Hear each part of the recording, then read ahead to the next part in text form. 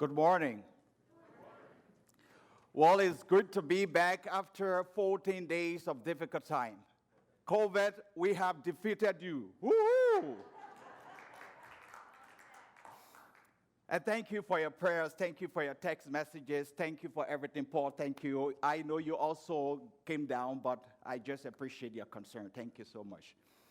I'd like to also report that on Friday, I got the car from the garage. As I reported 2 weeks ago how I had a breakdown on Highway 52.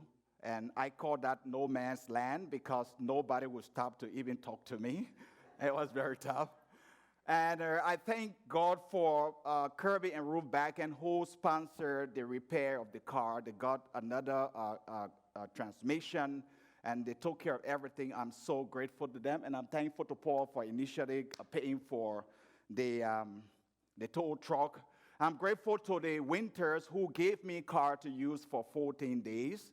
But I'd like to be clear that the car was in my possession for 14 days, but I only drove it for 2 days. I'm trying to make this clarity so that it doesn't sound like, oh, this guy had COVID and he was flying all over the place around here.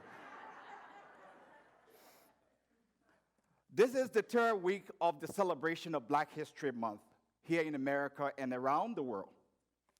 Last week, our good friend Ruth Lawson shared with us a very powerful message on white privilege, white supremacy, white racial frame as part of this celebration, Black History Month here at Peace Church.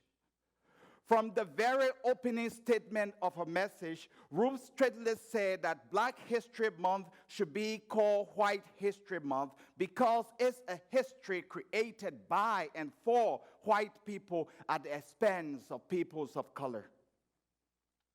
Ruth, your spirit as a white person, not only to genuinely speak, but to earnestly stand against the culture of injustice has given me so much courage as a black man in America. To boldly continue my message of justice and inequality. Thank you so much. I haven't heard any powerful message, reality, associated with white injustice in America as I heard from you. Thank you so much. As a clear manifestation of Ruth's message, we saw what happened here, right here in Minnesota on February 2nd, when a black man, 22 years old, Armor Lock, was killed by Minneapolis police while he was sleeping in his bedroom. Police says he was mistaken. How many times will black people be mistaken? Breonna Taylor was mistaken. A handgun was mistaken for taser in Dante Wright's. Armor Lockett, mistaken. On February 18, a dangerous precedent was in fact set in American jurisprudence. Next time, white police officers will shoot and kill black people and argue that they mistook their handgun for taser. And they will be sent to paid administrative leave or given far lesser sentence because a precedent has been set in the law. Every case of this that will come up again will have to be judged, or the judgment will be rendered in connection with this particular verdict. In Dante Wright's mother's remarks on Friday, she said, "The justice system has murdered my son all over again." Those who are murderers or mothers should think about how this woman feels. 9 months carrying the child, 20 long years bringing up the child. The feeling of a mother. Even on Friday, while that very dangerous ruling was going on in the Twin Cities, the funeral of Armor Lock was taking place just across the street in the same city. I don't mean to hurt any of my friends who may have police relations, but of course we can see, are we able to put ourselves in the shoes of black people? Of course, white America will never understand what I'm talking about. White America doesn't know that feeling. So it will be difficult for white people to put themselves in that shoes. Those who may know or who may not know, I'd like to share that it hurts me, it hurts my heart when people attack and kill police officers. That's the reason why me as a person, I am not a supporter of defund the police. Because when we defund the police, in my thinking, criminals will take over our lives. All I am here for, all I'm interested in is transparency within the American justice system, a police or criminal justice reform where everyone will be equal before the law. But of course, we know that African Americans are thrown in jails for many years just for carrying small quantity of marijuana. But now we know that white people can be sent to jail for only 16 months for taking the life of a black man. As black people continue to walk the path of difficulties in America, and as we commemorate this day, may we pause for a moment. Let us think about the pain, the suffering black people have endured for centuries and continue to face today. Let us pause for a moment and think about the sweat and the blood and the tears black people have shared and continue to share in this country. Let's take a moment.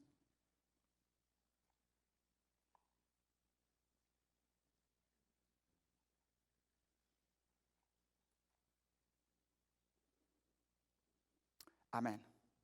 Let us remember that the transatlantic slave trade alone, in particular, was the worst ever committed in human history. With all the bitter struggles and suffering, it is important to note that white America will never come to understand the level of transgenerational trauma that is inflicted on Africans because of this heinous crime. On Martin Luther King Jr.'s day, I told the Presbyterian congregation here in Rochester that white America may join the Black Lives Matter protest.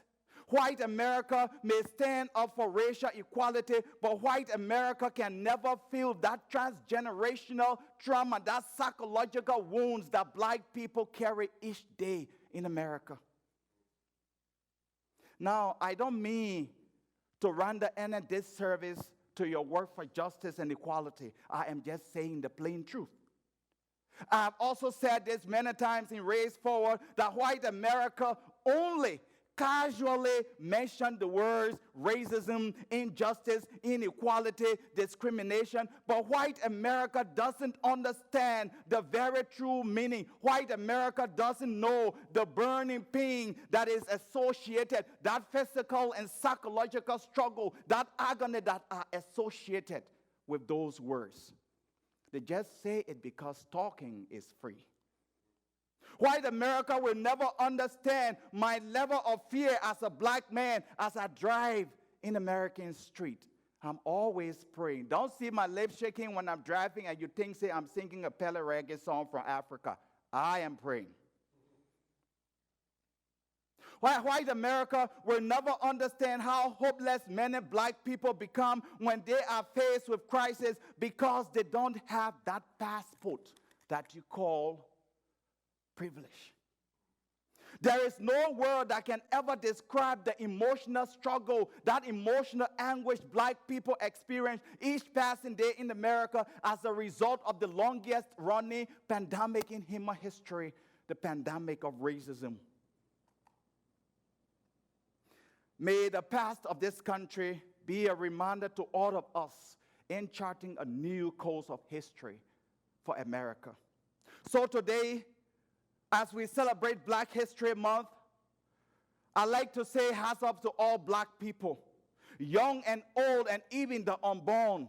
big and small, rich and poor, employed and unemployed, those who walk and those who wait, the educated and uneducated, the known and unknown, the celebrities and the marginalized, the beggars and the homeless, the givers and the takers, the politicians and the artifists, the black history makers and those who witness the history. No matter their status, no matter their stories, each individual black person's story is worth reflection, recognition, and celebration. Bravo to all black people. Our passage this morning teaches us an important lesson, and indeed it is a powerful passage. In this text, Luke chapter 6, verses 27 to 38, Jesus is teaching us what the field of philosophy will refer to as ethics or morals. This ethics or moral Jesus is teaching has a way to wipe out evil and set our feet on the spiritual higher plane. And of course, Jesus was the greatest philosopher who ever lived. This passage teaches us that the way of Jesus Christ is the way of loving our enemies. All people, including our enemies. What does loving our enemies mean? Loving our enemies is doing good to our enemies, praying for our enemies, offering and rendering services to our enemies, and forgiving our enemies. Who is our enemies? Deborah had already told us in the children's message. Simply, our enemies are those who oppose us, those who are so hostile to us, those who hate us. In the book of Acts chapter 7 and the early verses of 8, the attitude of loving our enemies were well demonstrated by Stephen, who prayed for his religious enemies while they stoned him to death. We see and hear Jesus himself praying for his executioners. Father, forgive them, for they do not know what they are doing. Luke 23. If we look back in biblical time, we see the clash of Asian civilization. We see that there was tension between the Jews and the Romans, between Jerusalem and Rome. The Jews bitterly despised the Romans because the Romans suppressed God's people. These two group of people were bitter rivals. But today Jesus says, love your enemies and be good to them.